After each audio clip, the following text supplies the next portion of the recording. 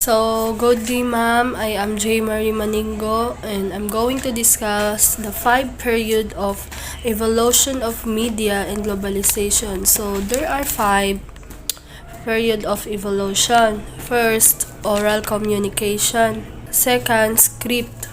Third, printing press.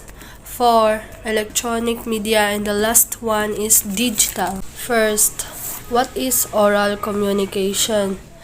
Oral communication, a venue of people who cooperate, allow for the sharing of information and also this is important role as a human being explore the world experience of different culture.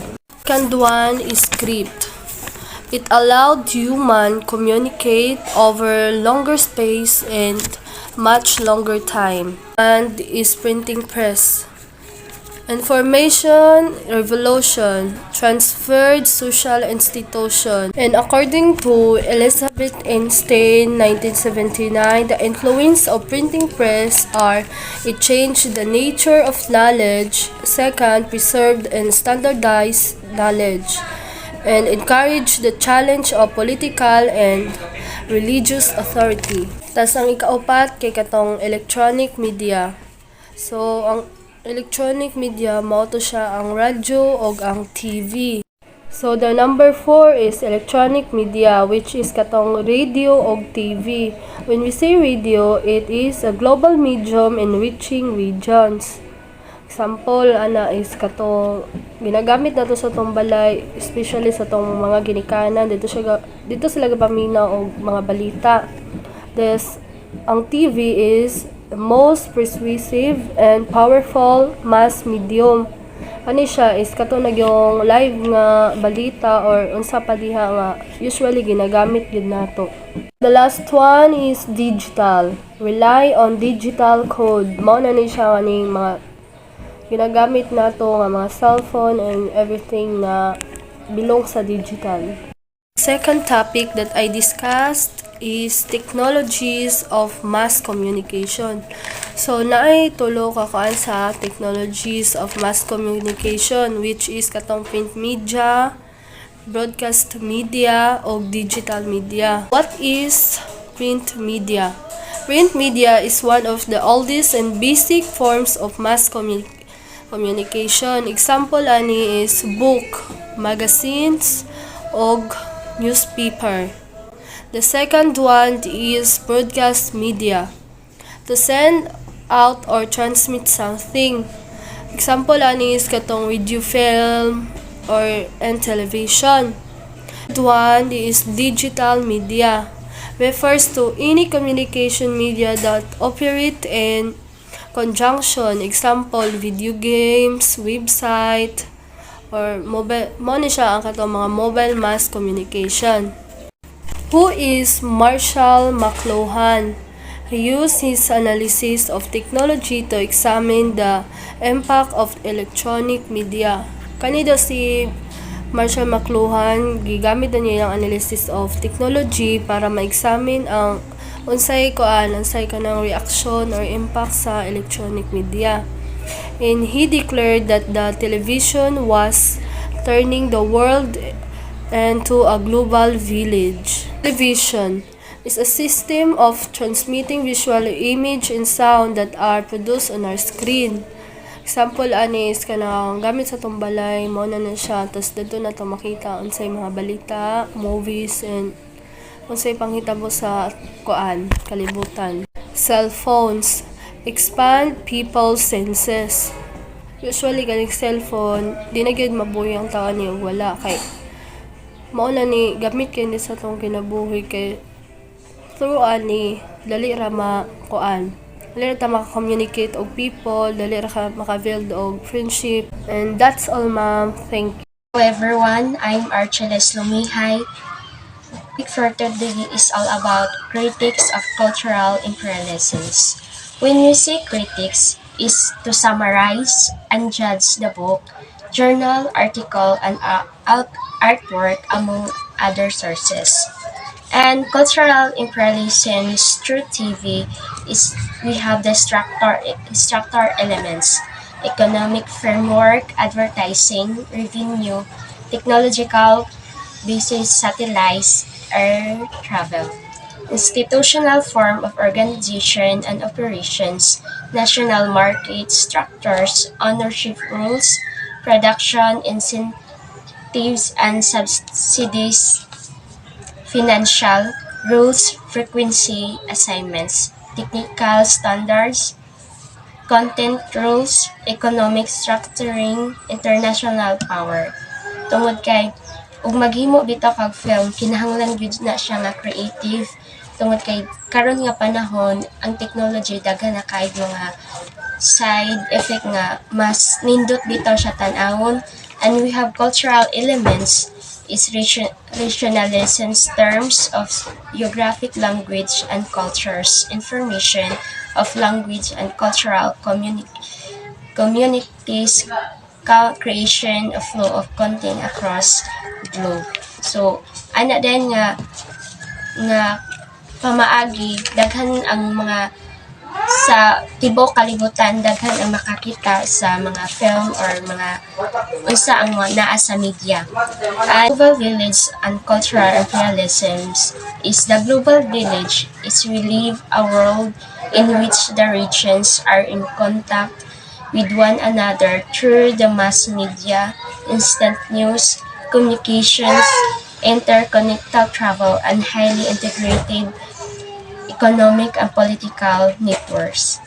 And it's changing cultures, and cultural imperialisms is an important function of the media is in winning the support of people of the interest of the media classics like in the TikTok televisions that are daghan kayo mga about information nga ma-challenge ka and then ma-encourage ka nga ipakita ang imong talento, then daghan kayo sa mga epekto karon sa mga teknolohiya. And then the media also constitute a potential tool for control by dominant Western culture over those developing countries. O pinaagi pod ana kinahanglan pud ta og suporta aron nga mas mag-develop pa ang film or ang unsa pa diha. And then the Western West life and economic political system can be imposed on other societies as its lifestyle is sold through media products such as a film and televisions. Maingganyo po sila o ganahan po sila tan-aw sa film nga gina-produce sa mga producers, sa mga audience. And then the most dominant culture exporting media product is the USA, which is the Hollywood cinema. And this is known as a cultural imperialism because it can develop through the technology, and we discover a nice view and the effects of the media or technology. And this is my topic for today, and thank you for your listening, and that's all. Hi everyone, my name is Junisa Biluna. Today, I will discuss all about social media and the creation of cyber ghettos, and the lastly is multiple of attributes of the global city. Women's March against Donald Trump began with a tweet from a Hawaii lawyer and became a global movement. Splinternet, various bubbles people place themselves in when they are online. Cyber-Balkanization, the phenomenon.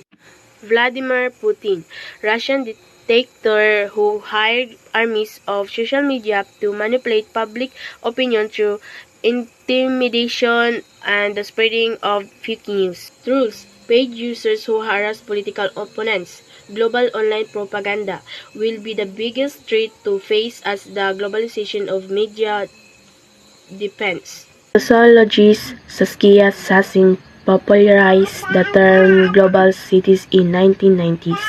Actually, ang criteria ni Sassin for what makes up global city were primarily economic. Gibasa gyapon niya sa economic aspects such as how progressive and how developed a certain place is. So mao na iyang gina-basis para maistorya niya nga ang isang lugar ay isang global city. Saskia was able to purchase books, and one of the books she wrote was The Global City. And in that initially identified three global cities.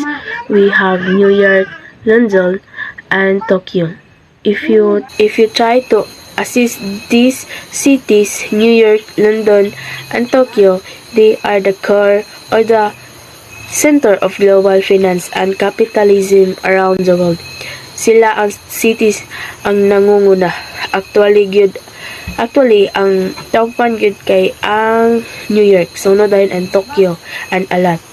That is why they are considered as the home of world top stock exchange. Pasabot, ang mga investors diri sila gapalit of the or diri pud sila gabaligya og share because majority of major corporations can be found on these cities. Prayaan ni New York has the New York Stock Exchange.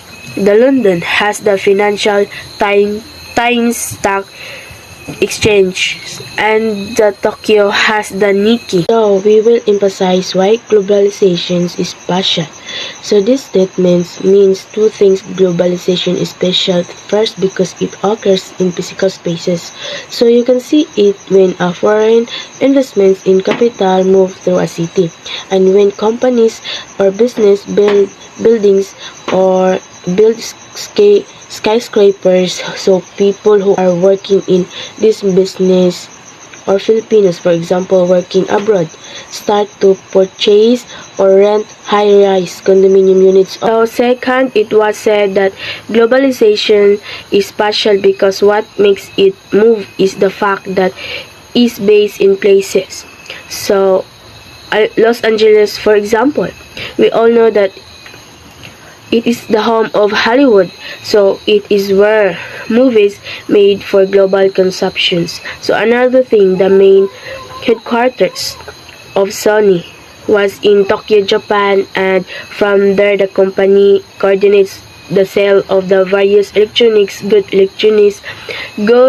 to some branches across the world. So in other words, these cities act on globalizations and this globalization acts on cities. The attributes of global cities includes economic power, economic competence, center of authority, political influence, and center learning and culture.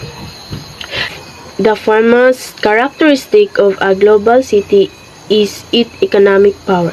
It remains correct saying that economic power largely determines which cities are global. New York City may have the largest stock market in the world, but Tokyo has the most number of headquarters. Shanghai in China may have a smaller stock market compared to New York and Tokyo, but it plays a critical role in the global economic supply chain ever since China became the manufacturing center in the world. Global cities are centers for economic competitiveness.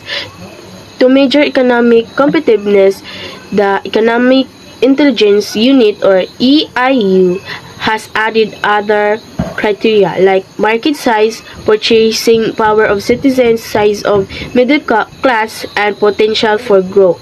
Global cities are also the center of authority. Global cities like Washington DC may not be as wealthy as New York, but it is the seat of American state power. It is also houses major landmarks such as the White House, the Supreme Court, the Capitol Building, the Lincoln Memorial, and the Washington Monument. Global cities are also the centers of political influence. The cities that have or had the house of the major international organizations may also be considered center of more political influence headquarters and for example is New York. For that of the European Union, the EU is the Brussels in Belgium.